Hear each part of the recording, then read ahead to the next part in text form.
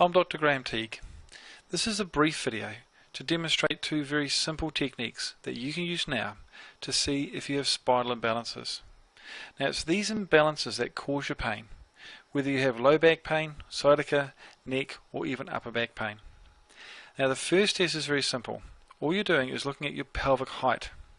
So all you do is look in a mirror and note if one side of your pelvis is higher than the other.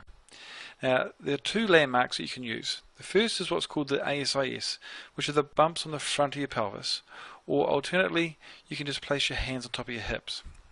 Now, what you'll note is that one side of your pelvis is higher than the other, and this creates what's called a rotational imbalance. If your left side is higher, you have what's called an LFP, and if you have the right side higher, you have an RFP. Now, the bigger the height change, the bigger the imbalance is occurring in your spine.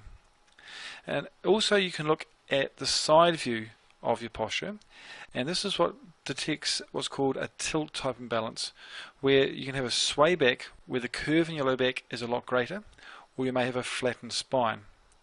Now it's the pelvis which is the foundation of your spine, and it's the imbalances that are centered around here that can create pain throughout your spine, causing both muscle as well as joint tension. Now, a second test that you can use, which also confirms these imbalances, is what's called a straight leg raise. So simply lie on your back with your knees bent and then straighten one leg and raise it as high as you can until you can feel a pulling in the back of your leg or in your lower back. And then just repeat this for the other side. Now there are two things that you will note. First that you may find is you can lift one leg higher than the other side. Now if this is the case, then again it confirms that you have a rotational imbalance. Secondly, people should be able to lift their leg up to almost 90 degrees. Now if you find that you can't lift your leg up to 90 degrees, and if both your legs are similar, then you may have those tilt type imbalances. But these two simple tests indicate that there are imbalances in your spine. Now the greater the change, the more the imbalance.